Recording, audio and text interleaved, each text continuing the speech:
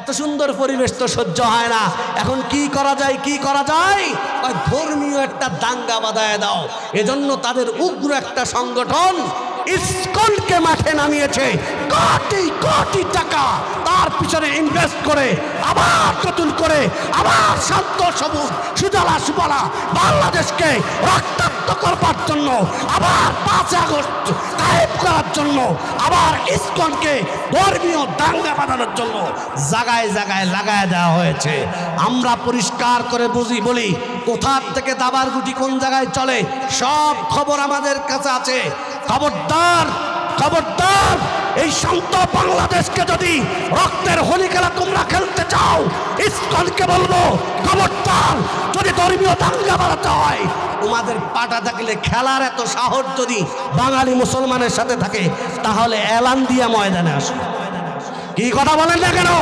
5 minute খেলায় টিকতে পারবা না। কথা বলেন ঠিক না বেঠিক? গুলি লাগবে না, অস্ত্র লাগবে না, মুসলমান শুধু মাঠে নেই না, নারায়ে তাকবীরের আওয়াজ দেবে, তার পায়ে জামা খুলে পড়বে। কি কথা বলেন না কেন? কাজেই নতুন বাংলাদেশে আমরা কোনো দ্বন্দ্ব, কোনো সংঘাত, কোনো হাঙ্গামা, কোনো ধর্মীয় বিভেদ মারামারি এটা আমরা চাই না।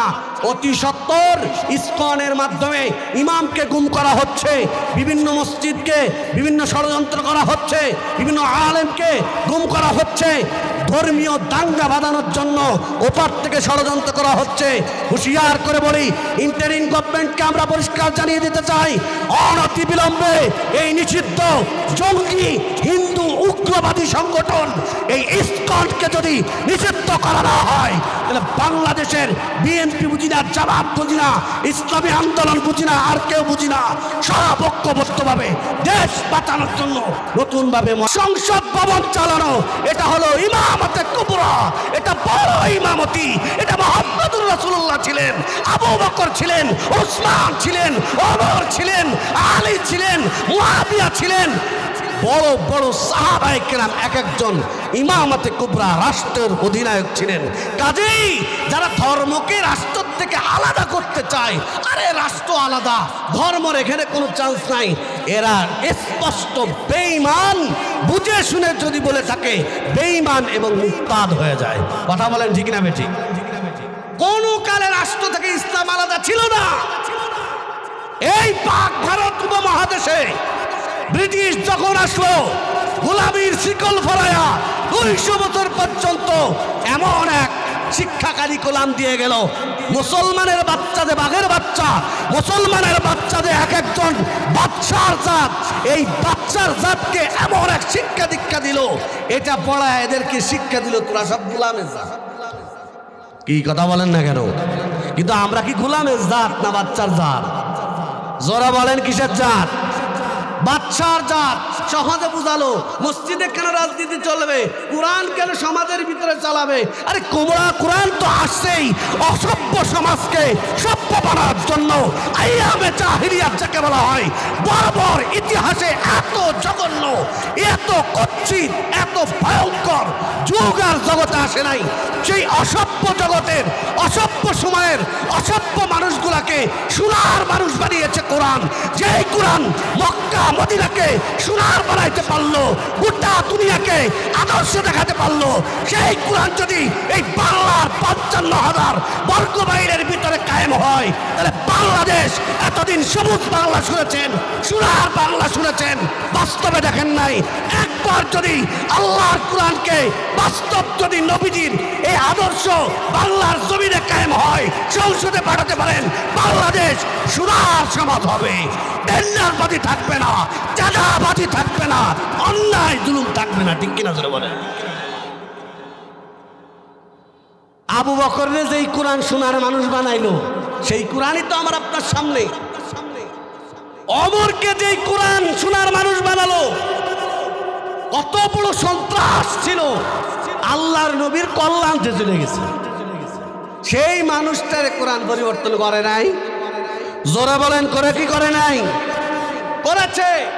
ঠিক তেমনি ভাবে কোরআন শরীফ যেমন তেলাওয়াতের সময় তেলাওয়াত করা ইবাদত, আবার যেখানে যেইভাবে প্রয়োজন কোরআন শরীফ প্রয়োজনে রাষ্ট্রীয় পর্যায়ে কোরআন দ্বারা বিচার আচার কার্য সম্পাদন করা এটাও ইবাদত। কথা বলেন ঠিক না বেঠিক? জন্য মেরে মেম্বার ভাইও যারা আছেন, চেয়ারম্যান যারা আছেন, ক্ষমতাসীন যারা আছেন, যারা সামনে ক্ষমতায় যাবেন, আপনার গদি যদি স্থায়িত্ব রাখতে চান তাহলে সমাজ সুন্দর করে পরিশুদ্ধ সমাজ করার জন্য আপনার সমাজের ভিতরে নামাজ বাধ্যতামূলক করে দেন। ওই সমাজে চুরি থাকবে না, ডাকাতি থাকবে না, রাহাজানি থাকবে না, অন্যায় থাকবে না, জুলুম থাকবে না। কথা বলেন ঠিক না বেঠিক? আমি আইন দ্বারা বিশ্বাস করবে না, সে যত বড় পাগল হোক না কেন তার সাথে আমাদের কোনো আপোষ নাই। কি কথা বলেন ঠিক না বেঠিক? যত বড় পাওয়ারফুল হোক না কেন, তোমার চেয়ে বড় পাওয়ারফুল আমরা লাত্তি মেরে ইন্ডিয়ায় বার করে দিচ্ছি। কথা বলেন ঠিক না বেঠিক? মাত্র লাগছে 36 দিন। এরপরে যদি কেউ নব্য ফেরাউনের বিদায়ের পরে নতুন স্বৈরাচার ফেরাউন হওয়ার চেষ্টা করো, হাত পা ভাঙ্গা জায়গা মতো ইন্ডিয়ায় লটকায় দাও। কি কথা বলেন না কেন? আমরা চাই না দাঙ্গা, আমরা আর 5 আগস্ট বারবার চাই না, আমাদের ছেলেদের আর রক্ত ধরাতে চাই না।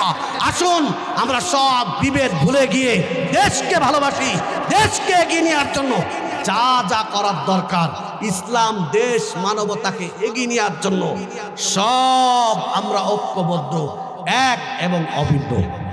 কি কথা বলেন না কেন? দেশকে এগিয়ে নিয়ে যাওয়ার ব্যাপারে আমরা সবাই এক, অভিন্ন।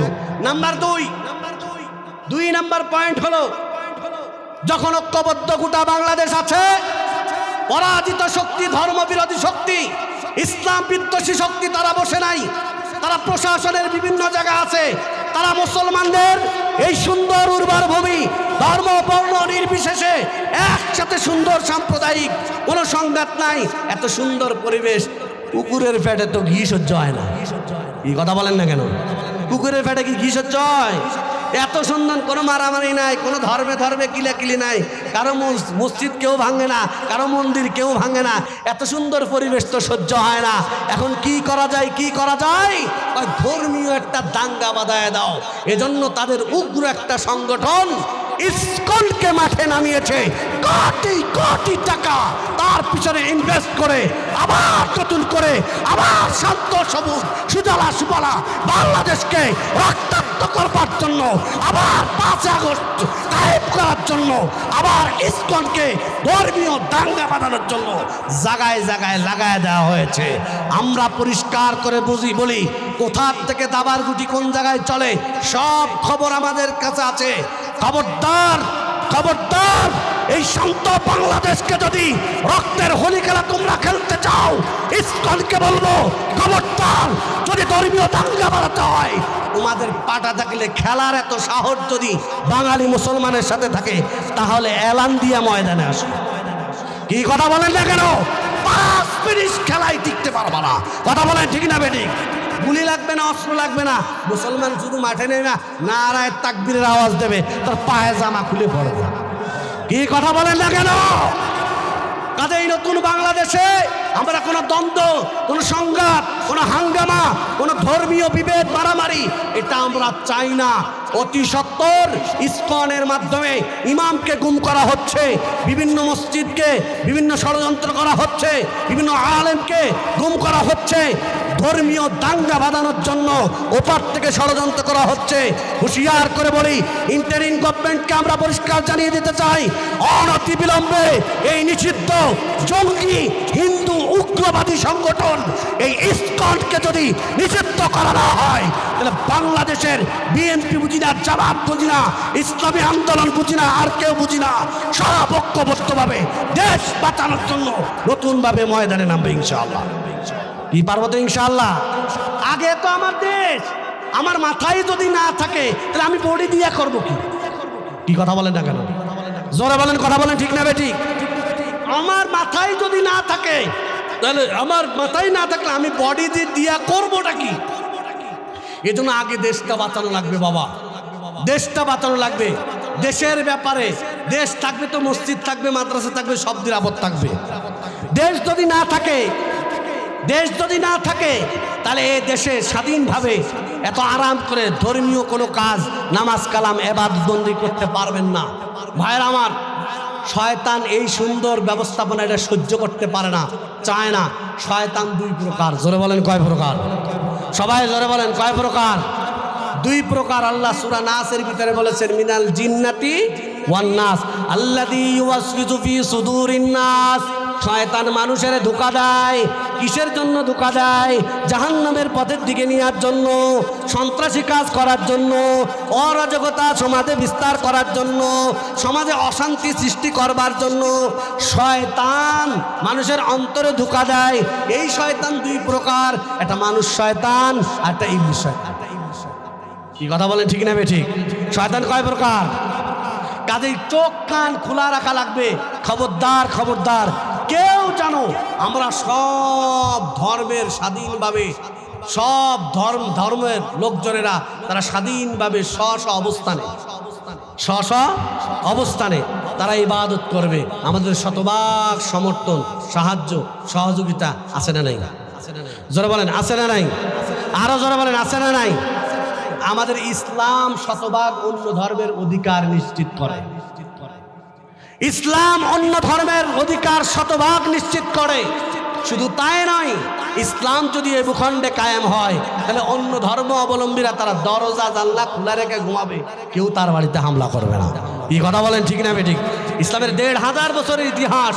ভারতবর্ষে মুসলমানেরা বাদশা আকবর, বাদশা শাহজাহান, টিপু সুলতান, নাম শোনেন নাই আপনারা? বড় বাদশা আওরঙ্গজেব, বড় বড় বাদশারা ৭৫০ বছর ভারতবর্ষ মুসলমানরা চালিয়েছে। মুসলমানরা যদি অন্য ধর্মদের সহ্য নাই করতে পারত, একটা ভিন্ন ধর্মী লোক এখানে থাকার কথা ছিল? জোরে বলেন ছিল না। ইসলাম বলে তোমার আপন ভাই তোমার কাছে যেমন নিরাপদ, অন্য ধর্ম অবলম্বী যে আছে সেও তোমার কাছে ওই রকম নিরাপদ থাকা লাগবে।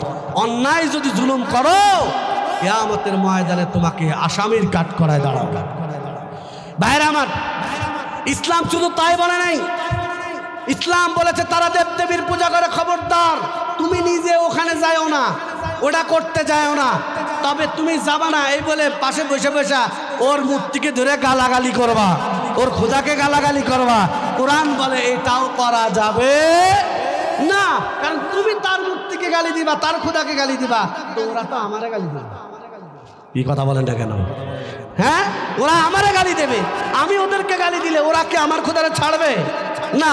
এজন্য ইসলাম বলে যার যার অবস্থানে ধর্মীয় স্বাধীনতা শতভাগ তারা ভোগ করবে।